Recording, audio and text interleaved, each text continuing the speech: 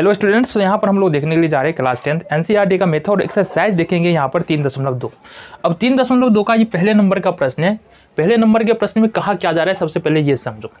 यहाँ पर कुछ बातें बताई जा रही है, जिस बात के आधार पर जो है ना हमको क्या करने, समीकरण बनाने हैं और उस समीकरण का हल हमको ग्राफीय मेथड से करना है। कैसे कर सकते हैं, अब हम बात करते हैं। प्रश्न है हमारा, कक्षा 10 के 10 विद्यार्थी ने एक गणित पहेली प्रतियोगिता में भाग लिया। अब गणित का कोई परीक्षा था, उसमें कुल विद्यार्थी 10 विद्यार्थी भाग लेता है। कितना? कुल विद्यार्थी है 10। अब ये 10 विद्यार्थियों में से कुछ लड़का है और प्लस में कुछ लड़की है। ये नहीं पता है हमको कितनी लड़कियां हैं कितने लड़के। तो यहाँ पर हमको ज्ञात क्या करना है कि लड़के और लड़कियों की संख्या निकालना है। कुछ और बातें हैं जिसके बारे में डिस्कस अभी नहीं कर रहे, अभी पहले आ जाओ। क्योंकि हमको यहाँ पर लड़के और लड़कियों की संख्या निकालनी है ना, इसलिए देखो जब भी दो चर वाले रैखिक समीकरण करो, उसको सॉल्व करो, इक्वेशन बनाने हैं, तो इस स्थिति में सबसे पहले लास्ट में देखो प्रश्न में क्या कहा जा रहा है। लास्ट में क्या बोल रहा है निकालना, लड़के की संख्या, देन हमको बोल रहा है लड़कियों की संख्या निकालने के लिए। तो क्वेश्चन की शुरुआत अपने को यहीं से करना है। क्या करना है, देखो यहाँ से हल में माना कि लड़कों की संख्या x, कितनी? लड़कों की संख्या मान लेते हैं अपन x और लड़कियों की संख्या y। लड़कियों की संख्या इक्वल टू y, यानी कि अपने पास कितने लड़के कितनी लड़कियां, x लड़के हैं और y लड़कियां हैं। आ जाओ जी, ठीक है। कुल लड़के और लड़कियों यानी कुल विद्यार्थियों की संख्या कितनी है, 10 है। इट मीन्स कि अगर हम प्रश्नानुसार देखते हैं, लड़के और लड़कियों की संख्या को जोड़ दे तो ये कितना हो जाएगा, ये हो जाएगा हमारे पास 10। कितनी हो जाएगा, ये 10 हो जाएगा। ये बन गया अपने पास समीकरण नंबर 1, आसानी से बन गया। चलो बहुत बढ़िया। अब क्या कह रहा है, यदि लड़कियों की संख्या लड़कों की संख्या से 4 अधिक है। इट मीन्स इसका कहने का मतलब क्या है, लड़कियों की संख्या यानी कि y, लड़कियों की संख्या क्या है, y है, लड़कों की संख्या से 4 अधिक है। समझो बात को, y जो है वो 4 अधिक है। अगर x और y को दोनों बराबर करना है तो y तो 4 अधिक है ही, इसका मतलब है y 4 अधिक है ही, तो x में 4 जोड़ेंगे तब ना x y दोनों तरफ क्या होगा, इक्वल हो जाएगा। तो इसको कैसे कर सकते जी, y को उठा के दूसरी तरफ ले जाएंगे, ये होगा x माइनस वाई, और फिर 4 को उठा के इस तरफ ले आएंगे तो ये होगा -4। ये समीकरण 2 बन गया। दोनों समीकरण बन गया अपने पास यहाँ पर। अब क्या करना है, देखो यहाँ से, अब चूंकि हमको ग्राफीय विधि से हल करना है और ग्राफीय विधि से हल करना है, इसका मतलब ये है कि हमको कम से कम 2 वैल्यूज पता होने चाहिए। अच्छा यहाँ पर देखो, ग्राफीय विधि से हल करने से पहले तुमको क्या करना है, पहले समझो बात को। ग्राफीय विधि से अगर तुमको हल करना है, सबसे पहले जो समीकरण हमारे पास मिला है जो है x प्लस वाई, ये रफ में काम करना है, बराबर 10, और दूसरा समीकरण है x माइनस वाई बराबर -4। इसको जोड़ देते हैं, जोड़ने के बाद y से y कैंसिल, 2x बराबर 10 में से 4 6, यानी कि x बराबर यहाँ पर निकल रहा है हमारे पास 6/2 यानी कि 3। ये क्यों निकाला हमने, अभी पता चलेगा, उसको रख देने दो। ग्राफीय विधि से हमको हल निकालने के लिए क्या करना पड़ेगा, दोनों ही समीकरण के 2 वैल्यूज हमको चाहिए। आ जाओ, समीकरण 1 से लिखते हैं। समीकरण 1 क्या हमारे पास, x प्लस वाई बराबर 10। इसमें हमको चूंकि 2 वैल्यू चाहिए तो एक वैल्यू अपने मन से रखना है। इस समीकरण में, समीकरण 1 में एक वैल्यू क्या करना है, अपने मन से रखना है।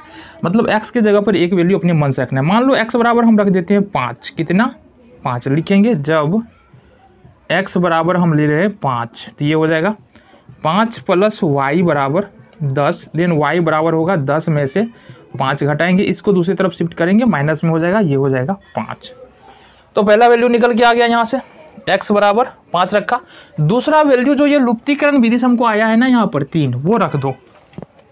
ये हो जाएगा हमारे पास, जब x बराबर ले लेते हैं अपने पास कितना, 3, तो समीकरण क्या है हमारे पास, x प्लस वाई बराबर 10, तो 3 प्लस वाई बराबर हो जाएगा 10, देन y बराबर 3 को दूसरी तरफ ले जाएंगे माइनस में हो जाएगा बराबर 7।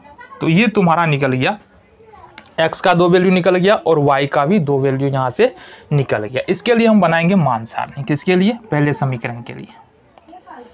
अब मान सारणी क्या होता है? मान सारणी एक टेबल है, जो हमने x और y को वैल्यू x और y का जो वैल्यू निकाला है ना, उसको क्या करना है, उस टेबल में रख देना है। पहला जो x का वैल्यू निकाला हमने निकाला है 5 और y का वैल्यू जो है वो भी 5 है। दूसरा x का वैल्यू हमने रखा है यहाँ पर, गौर से देखो 3, और y का जो वैल्यू आया है वो आया है 7। ये आ गया, ठीक है। चलो जी, अब रखना है समीकरण 2 से, देखना है हमको समीकरण 2 से। समीकरण 2 क्या हमारे पास? समीकरण 2 है x माइनस वाई बराबर -4, x माइनस वाई बराबर -4। पहला वैल्यू क्या करना है, अपन रख देते हैं x बराबर 0, तो यहाँ से 0 हो जाएगा, माइनस वाई बराबर -4। तो 0 का कोई मतलब नहीं है, माइनस से माइनस कैंसिल होगा, इट मीन्स y बराबर 4। दूसरा वैल्यू देखो, फिर यहाँ भी वही रखना है जो हमने लुप्तीकरण विधि से निकाला है। x बराबर कितना निकाला है? 3 निकाला है। इसका मतलब यहाँ भी अपन को क्या करना है, x बराबर 3 ही रख रहा है। 3 माइनस वाई बराबर -4। 3 को दूसरी तरफ शिफ्ट करेंगे, 3 प्लस में इधर जाके क्या हो जाएगा, माइनस में हो जाएगा। तो माइनस वाई बराबर होगा -4 और -3। माइनस वाई बराबर होगा -7, माइनस से माइनस कैंसिल आउट हो जाएगा, y बराबर 7। तो इस समीकरण के लिए अपन क्या करते हैं, मान सारणी ड्रॉ कर लेते हैं।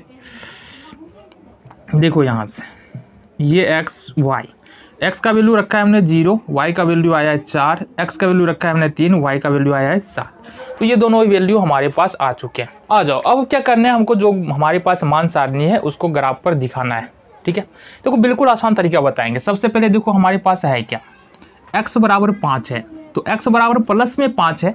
इसका मतलब देखो, जब भी प्लस में x का मान 5 हो तो सीधा सीधी 0 से दाहिनी ओर चलो, 0 से दाहिनी ओर जाएंगे, मूल बिंदु से दाहिनी ओर जाएंगे 5 पर, और क्या करना है, बिल्कुल एक सीधा इस प्रकार से लाइन खींचना है हमको, ठीक है। बिल्कुल सीधा लाइन होना चाहिए, इस प्रकार से हमको क्या करना है, लाइन, अब सीधा नहीं हो रहा है, इस प्रकार चलो हम यहाँ से खींच दे रहे, सीधा लाइन हमको खींच देना है इस प्रकार से, ठीक है। इस प्रकार से लाइन खींचा हमने।